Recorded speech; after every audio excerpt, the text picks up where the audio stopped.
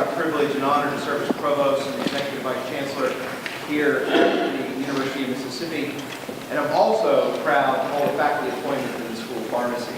Welcome to the Charles W. Hartman Memorial Lecture. I bring greetings from the Division of Academic Affairs here at the University of Mississippi. I also bring greetings on behalf of Chancellor Bitter and the entire university administration. The efforts of the University of Mississippi are possible because of the students, the faculty, the staff, and the alumni. This is a social endeavor. What happens here, the work of our people, is the most important thing. Dr. Charles Hartman was a testament to this. In his short 9-year tenure, he fostered the vision of an institution that could understand the wonderful benefits of natural products and how this work could improve the state of Mississippi. His efforts birthed the Research Institute of Pharmaceutical Sciences, an entity that still generates millions of dollars of research above the investment that's made by our state. His vision and efforts to create a school of pharmacy that can benefit the citizens of Mississippi and conduct research that's relevant to the nation and the world continues today. Recently, I've been asking members of our community what this institution means to them. They say, success, opportunity, acceptance, family, confidence, esteem, support, compassion, loyalty, transformation, courage. These terms describe the amazing things that we do here, the amazing opportunities that we provide for students and for faculty to unlock their full potential. At the same time, these terms could also describe Dr. Charles Hartman, many of the faculty who have worked here since then, and many of the faculty and staff who are working on campus here today. It's easy to get distracted by the noise of the politics, the noise of the ideological arguments that seem to drag us away from the positive stories of change, the positive stories of discovery, and the amazing stories of transformation that play out every single day on our campus. Today, it's my hope that by attending a lecture named for a person who altered the trajectory of this school and the university in a profound way, will help you to reflect on your roles, your contribution, your potential. I encourage you to reflect on what special talent you bring, what difference you can make to these efforts, and the powerful influence that we have on each other as we each pursue our incredible mission. It is through these efforts that our university, the University of Mississippi, is defined. As I close, please join me in welcoming our speaker, Dr. Blake Thompson, and in thanking Dean David Allen for his leadership in hosting today's lecture.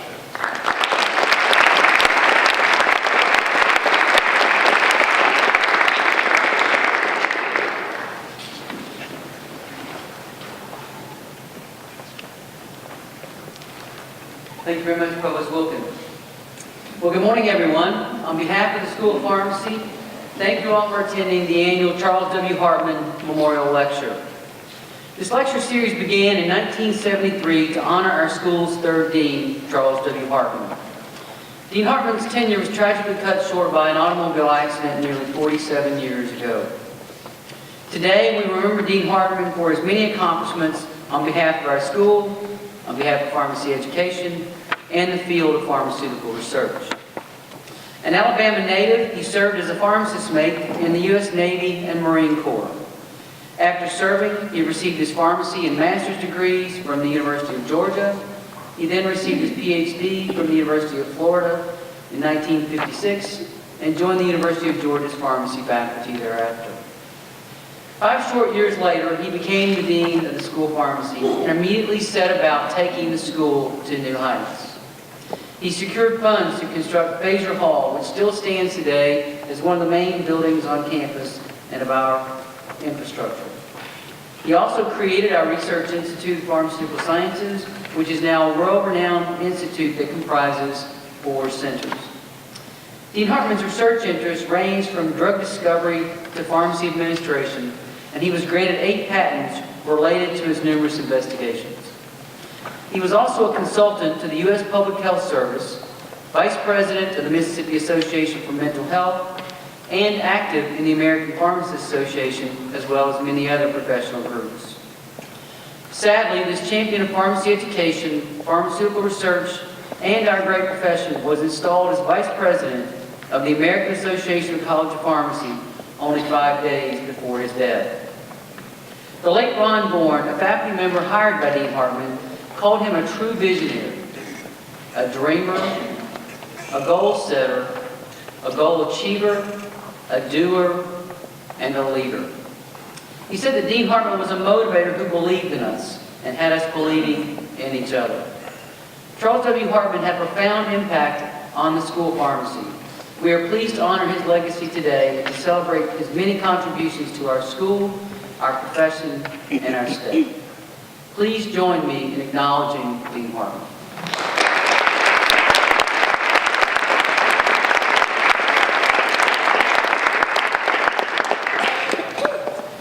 Now it is my great pleasure to welcome home Dr. Blake Thompson. Blake is the Vice President for Government Affairs and the Secretary to the Board of Trustees at The Ohio State University. He earned his undergraduate and master's degrees in pharmaceutical sciences and his PhD in pharmacy administration, all from Ole Miss. His wife, Jana, is also an honors graduate of the school. Blake represents Ohio State at local, state, and federal levels and leads the development and implementation of its public policy agenda. Ohio State was recently ranked the #1 flagship institution in the country by the Chronicle of Higher Education for keeping tuition and student fees low.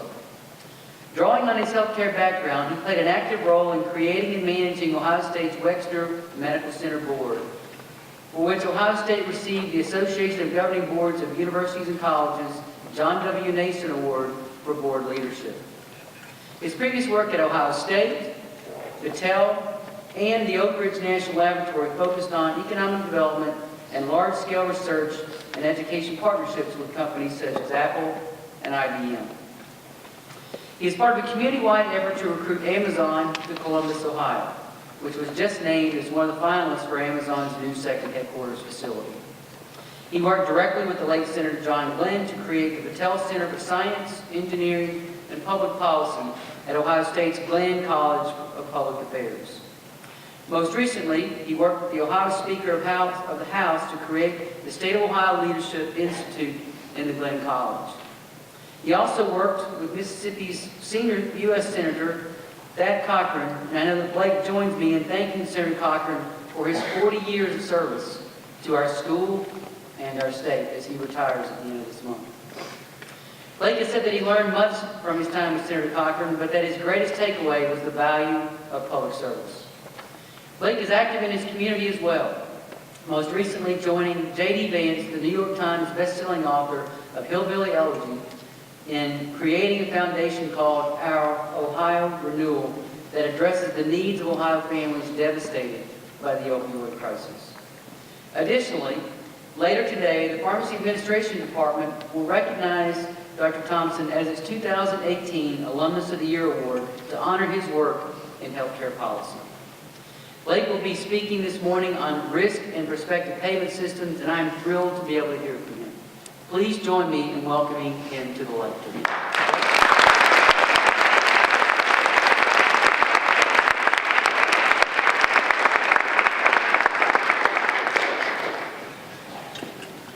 Thank you, Dean. Thank you, Mr. Provost.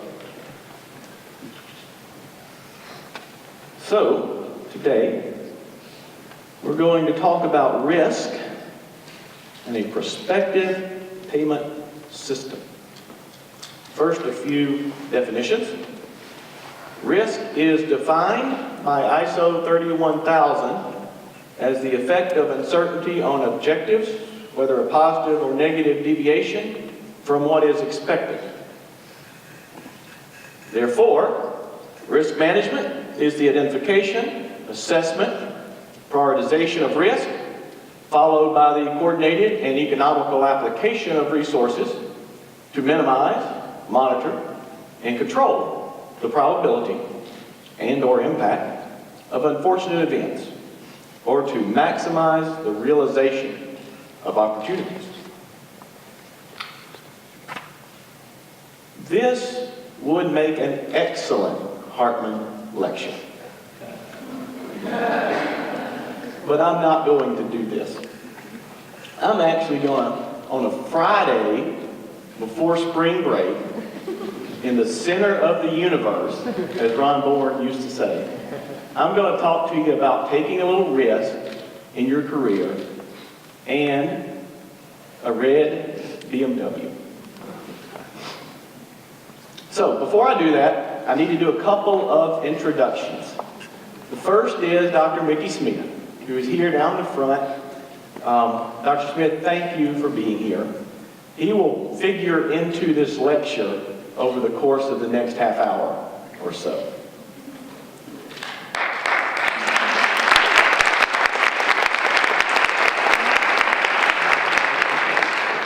Now I also have to introduce Kate, with a C, Sarah Blake, who, yes, has her dad's name, and Gray.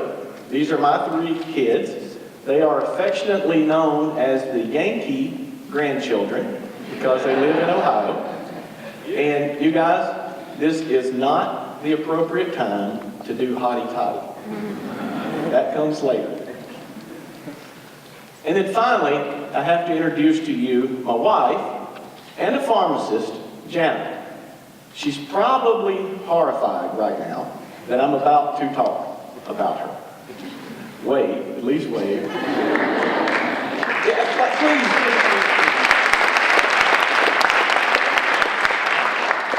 So I'll start this lecture by telling you really how I got to pharmacy school. I'd like to say it was because I was so interested in healthcare and caring for people and delivering outcomes. But really, as a 19-year-old, I was pursuing Jana. She was already in pharmacy school, and I thought to myself, this was my plan. I thought to myself, what better way? Pharmacy's a great major, made great money, and I would get to use her old test. I'd have her books, right? Her notes. I wouldn't even have to take notes. And we'd spend all this time together with her tutoring. Brilliant plan. Took about a week for her to tell me, Blake, you're going to have to figure out this pharmacy thing yourself. It was good advice. It took about 2 years for her to say to me, yes, I will marry you. It worked out beautifully. We both graduated pharmacy school. We got married. And what you'll hear today is a little bit of the rest of our journey together. I'll start by talking about, and this is where the red BMW comes into the story. I'll start by talking about when Jana graduated from pharmacy school. So Jana graduated in 96, something like that. The market was hot. I mean, red hot. And Rite Aid and others would come and they would offer you a $100,000 salary and a red BMW. Actually, they'd let you choose whatever color you wanted. You could even get a black one like Dewey Gardner had. And still has, I understand. But the times, they are a-changing. Now you see these headlines, right? Walgreens has bought Rite Aid. They're closing 600 stores. 1,000 pharmacists maybe will be laid off. Albertsons is buying the rest of Rite Aid. Maybe another 1,000 pharmacists will be laid off. Kmart is closing half of its pharmacies. I think every major pharmacy chain stock is tanking. Don't invest in pharmacy chain stocks right now. And then on top of all that, at least in my state of Ohio, over 150 independent pharmacies are closing. This starts to paint something of a less than rosy scenario. To make matters worse, Amazon is joining the fray. Bloomberg will tell you that it will devastate pharmacy practice. It will impact wholesalers. It will impact the pharmacy benefits management perspective as well. Amazon has something like a dozen wholesaler licenses already, including in 3 states surrounding Mississippi. We don't know where it's ending up, but it's headed somewhere. A prominent healthcare venture capitalist I recently read said that pharmacy graduates, 20% of pharmacy graduates will be without a job when they leave pharmacy school. I think that's a little dire. I've worked with some venture capitalists over the years, and the one thing I know about venture capitalists is that they are often wrong, but never in doubt. I wouldn't put too much faith in that estimate, but it does paint a scenario that's not great for you. There are no red BMWs waiting on you. So, where does this leave you? What should you be thinking? First thing I'd give you is that you better be at a world-class pharmacy school. And guess what? You are. And then I'll advise you to take a little risk. Maybe take a lot of risk as you pursue a career. This is the topic of your Hartman lecture today. So, let me share with you a few things the experts tell us. At the top, you'll see Forbes in its article entitled 5 Career Risks Worth Taking. It'll say no job is secure. Don't ask the question. Don't make a decision based on job security. Monster, which may know more about jobs than anyone, says now is the time for you to take a risk. How many of you have an investing portfolio? Yeah, now is the time to invest in risky stock. You have 40 years to make up the losses. And then finally, in the only academic reference that I will give you from the Harvard Business Review, they say not taking risk is the riskiest move of all. Most people want to. They're not satisfied. They're not happy with their career. But they only dream and they never act. In that same article, Tom Peters says to you, I've learned one thing for sure in 48 years. Whoever tries the most stuff wins. We're going to talk about trying stuff. Risk also involves failure. Oprah Winfrey, a great Mississippian, says to risk and then fail and to try again. Ellen says you'll succeed and you'll fail and you'll learn from both of them. I don't know if they're experts on careers, but they've done pretty well. I don't think they're experts on pharmacy, but their advice is just as relevant to you. Now, I do know 2 experts on pharmacy. First is Charles Hartman, and the second is Mickey Smith.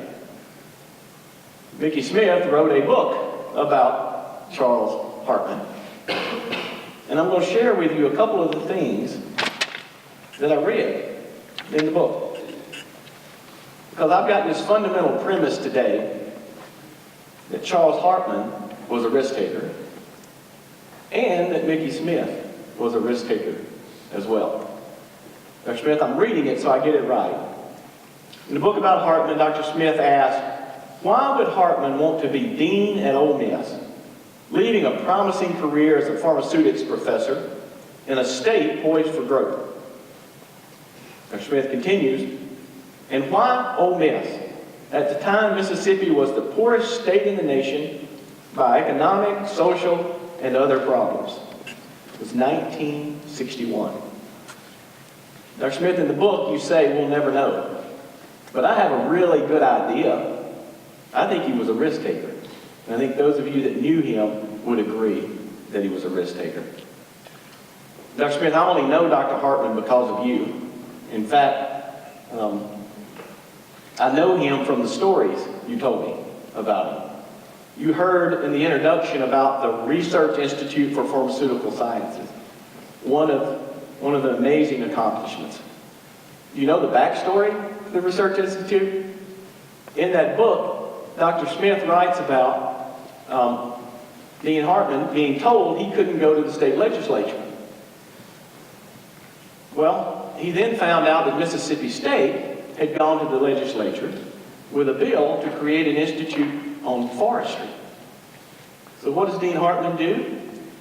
He takes the legislation about forestry and simply replaces the word forestry everywhere there was, or replaces forestry with pharmacy.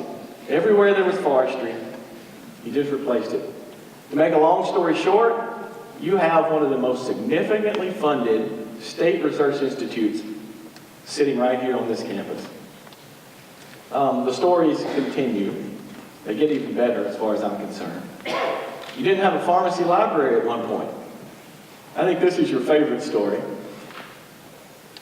Dean Hartman was told that he couldn't create his own library in the pharmacy school.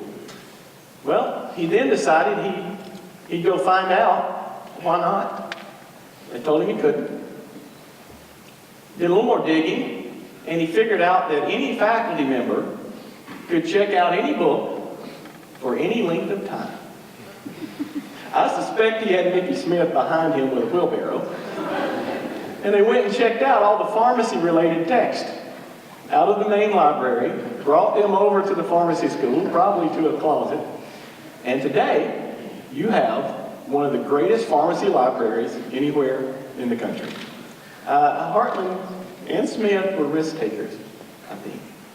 A couple of more anecdotes. Dr. Clark Peacock was going out of style at one point. Dean Hartman decided to invest in it.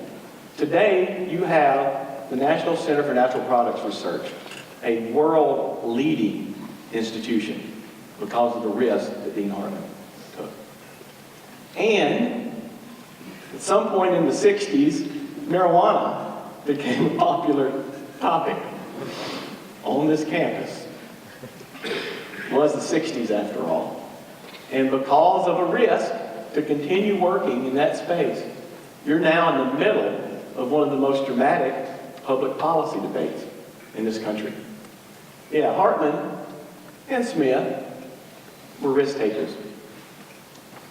Dr. Smith, I hope what's happened is a little of that has passed down from Hartman through you to me.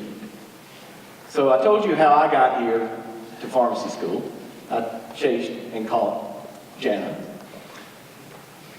And in one of the early lectures in pharmacy school, you still have the history of pharmacy lecture. Please tell me someone does some version of that.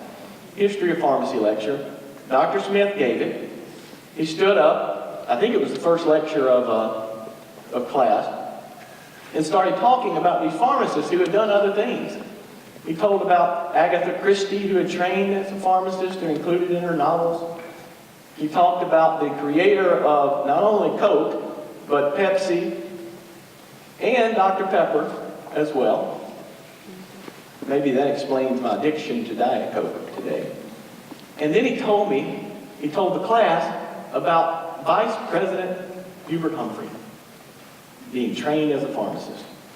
This was more than enough for me to get up out of my seat at the end of class and march down to the front to talk to the guy. And in that conversation, he said to me, and Dr. Smith, I don't know if you remember it or not, you said to me, there are a lot of people in this school who are going to be really good pharmacists. And he said, you may or may not be one of those. You're right. But then he said, there are very few people who are going to be willing to go do other stuff. You use that word stuff all the time, and I saw it in this Harvard Business Review article, and I thought, Dr. Smith told me to go do other stuff.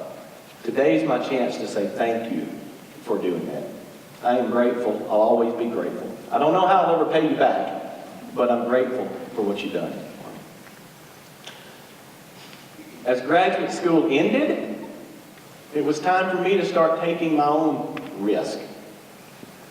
Instead of a lucrative career in the private sector, instead of a scholarly career in academia, I went to Washington, D.C. Not even to go to FDA and impact drug policy, not to go to HHS and help healthcare, I ended up doing politics.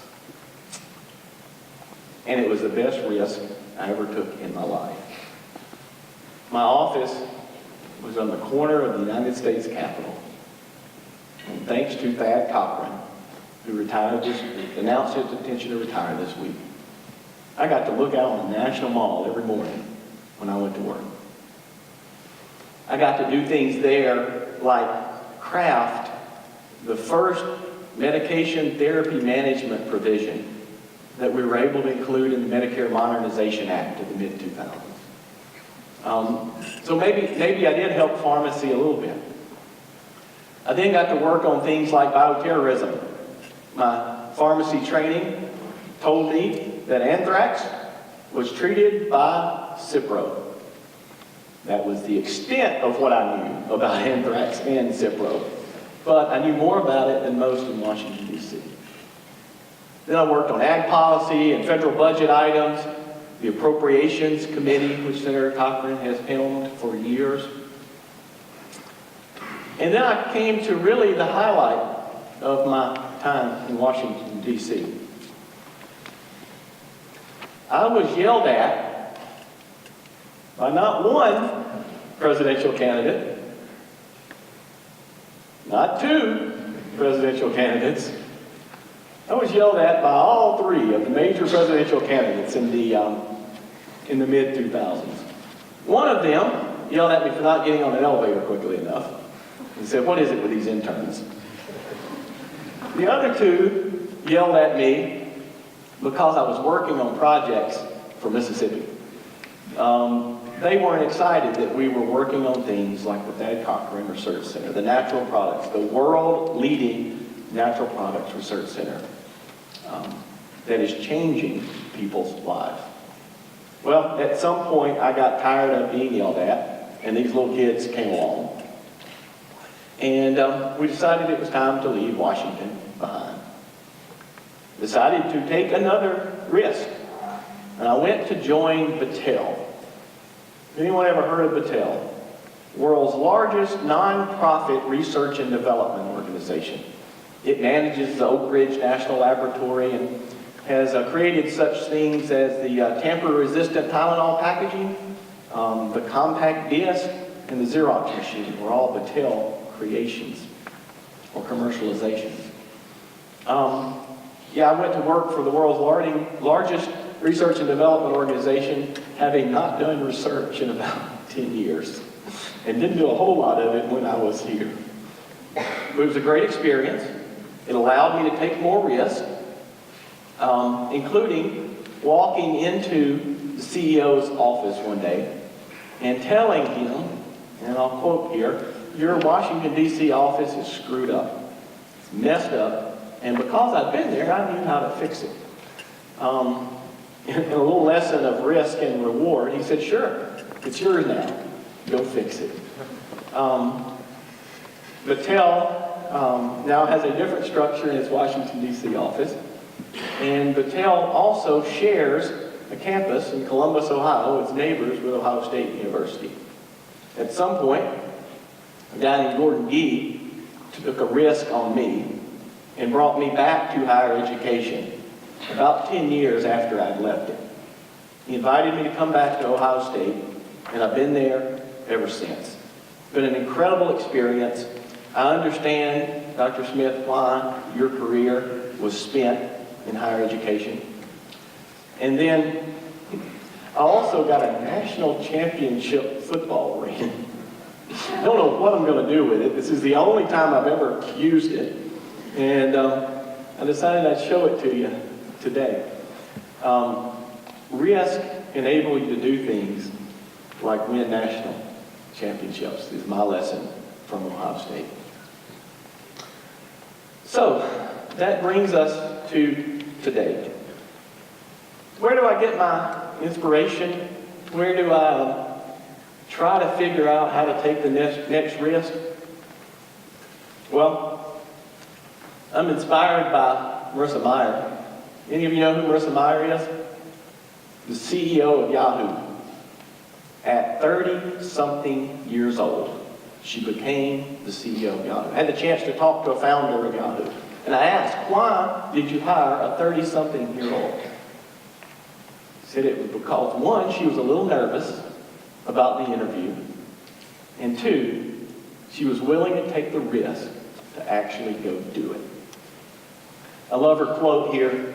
It says, when I get to one of those moments where I say, what have I gotten myself into? You know you're really pressing and pushing yourself to where you need to go. Neil Donald Walsh sums it up with his comment, life begins at the edge of your comfort zone. Walsh is a prolific writer who has published New York Times bestsellers. Conversations with God is one of his most famous texts. He says that fear, this terrible negative emotion of fear, keeps us inside of our comfort zone. Then he goes on to tell us that love is greater than fear. Love is the one thing that can push you outside of your comfort zone. It'll overcome that negative emotion. Walsh then says, okay, go find something that you love, something you're passionate about, and do it. And it'll push you beyond where you ever went.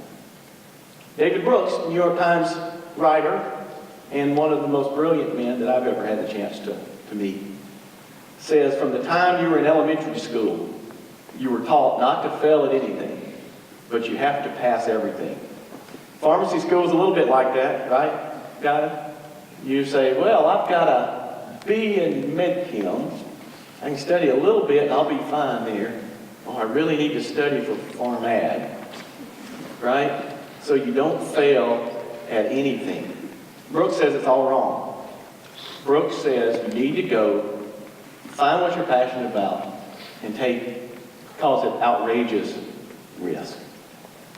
Well, I agree with that, and I'm going to try to encourage you to do that. A couple of more quick things. So how do we overcome this fear? How do you take a risk? Please tell me you know the Charlie Brown Christmas special. Please tell me, you at least have heard of the Charlie Brown Christmas special. Thank you, thank you. The front row all knows Charlie Brown. It's the back row getting a few hands. I've watched it time and time again. It's an American classic.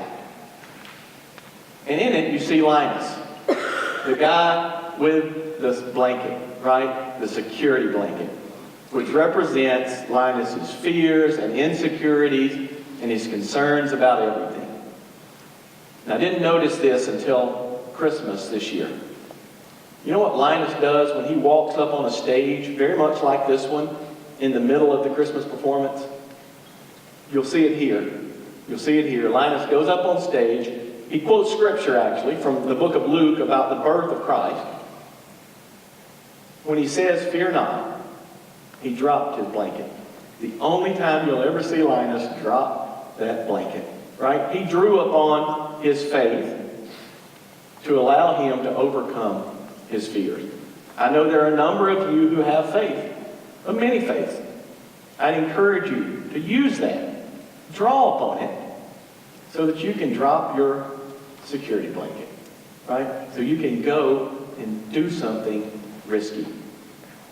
One more example here. Well, before we get there, my kid said I had to have a popular culture reference. I thought telling you about Linus and then referencing Drake, God's plan, right? It's God's plan. I'm not giving away millions of dollars today, like the video, but I did make a pop culture reference guide. So I hope you'll think about this. I hope Indiana might inspire you a little bit to go and do something a little outrageous. For me, it was gradually moving away from pharmacy, to be honest with you. For Jana's pharmacy school roommate and fellow pharmacist Jennifer Lawrence, it was leaving pharmacy abruptly, moving to New York City, and starting a baking blog, Bake or Break, if you ever want to know about some really good chocolate chip cookies. I hope you'll remember this talk and consider it.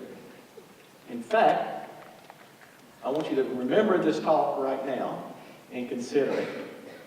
And if you are a pharmacy student from a small town, I want you to stand up.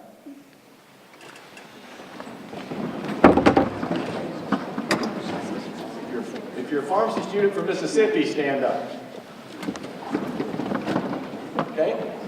If you're terrified about public speaking, keep standing.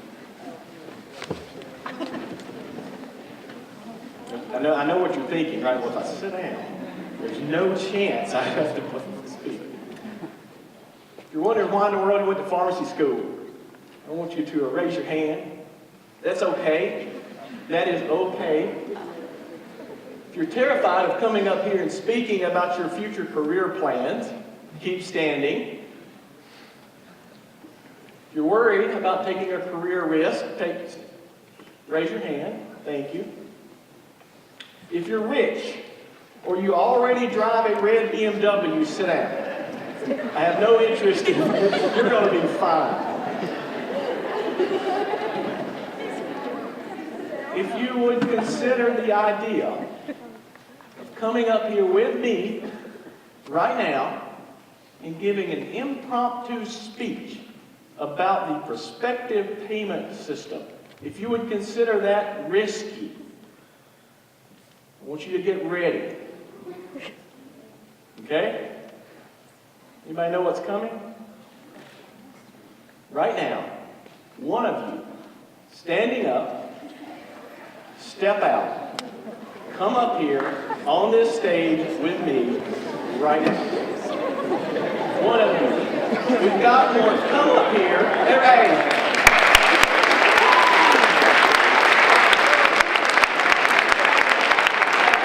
Thank you. What's your name? Lee. Thank you for coming. Thank you for illustrating for me what a prospective payment system is. Do you have any idea what you're going to say? That's okay. That's okay. You took a risk, okay? You took an incredible risk. Thank you for stepping out. The rest of you missed your chance, okay? The rest of you missed your chance. Lee, because you were willing to step out, right? You did kind of like Indiana Jones, right? You now have your spring semester paid for.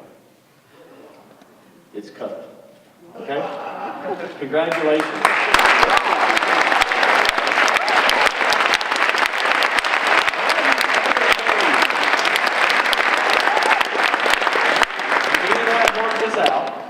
But there's one stipulation, one obligation that you have. I'll simply ask you the question, okay? Someday, you're going to take a risk and go out and do something amazing, okay? So to explain what you're going to do after you do that, I need to put a football coach picture up. Anyone know who that is? It's Woody Hayes, legendary football coach at Ohio State. Oh, by the way, Dan Mullen and Mississippi State, this whole school up north theme, they stole it from Woody Hayes. Dan Mullen didn't come up with that. That is Woody Hayes. The other thing Woody Hayes did was he read a lot of Ralph Waldo Emerson. And he stole a phrase and rearranged it a little bit and really entered this phrase into the American lexicon. Anybody know what Woody Hayes said? You can never pay it back, but you can always pay it forward. Lee, I'm paying it forward to you, and you have to do the same thing to another pharmacy student someday. Agreed? Good. Hey, one more time.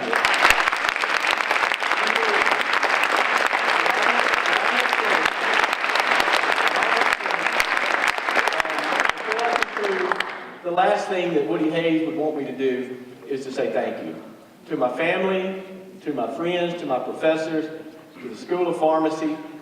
I say thank you. To Ole Miss, I'll forever be grateful. I'll never be able to pay it back.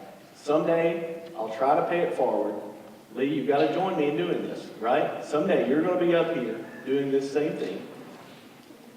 You guys, you don't get a second chance today to take a risk, but you'll get a second chance sometime. How many of you will take that risk the next time it's offered? How many of you will take that risk? I've done my job. Thank you, thank you, thank you.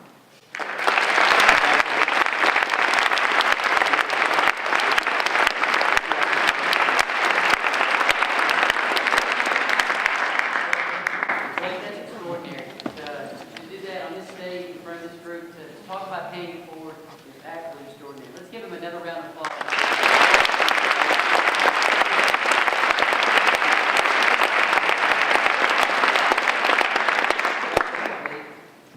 Any questions for Dr. Thompson? We've got just a couple minutes.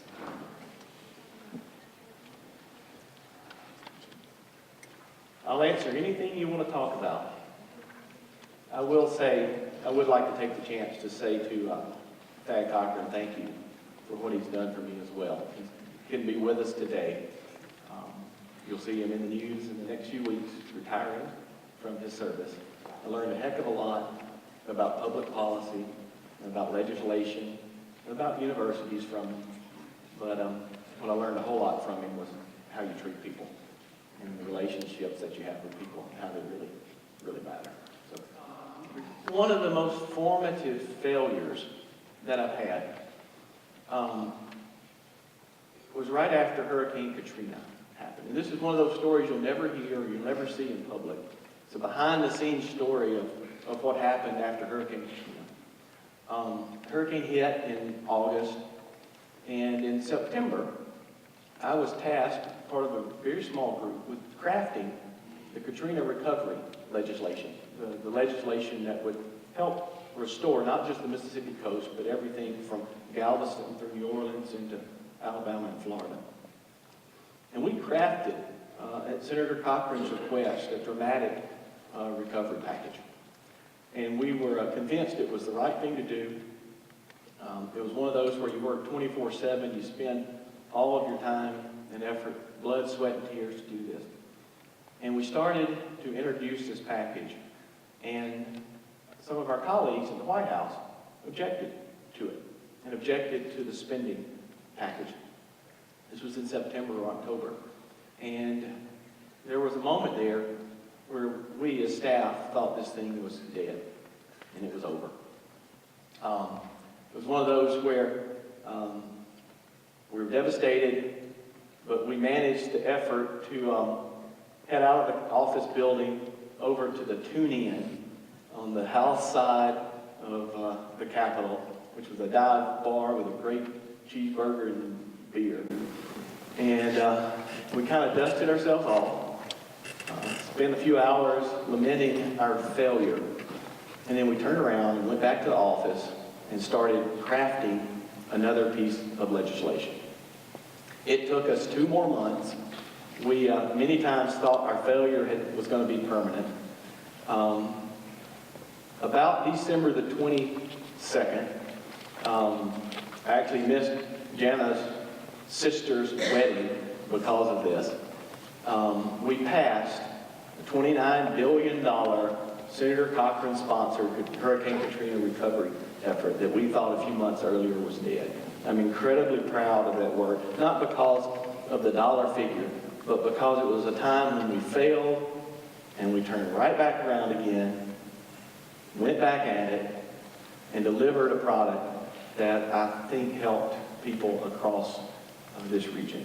And it's my lesson in failing is okay. What Ellen said, do it a second time and do it better. Folks, thank you. This pharmacy school has meant everything to me. I said in the press release that Sydney asked me for a quote for, you enabled me to take a risk, and it's made all the difference. So thank you so much for that. Thanks to all of you.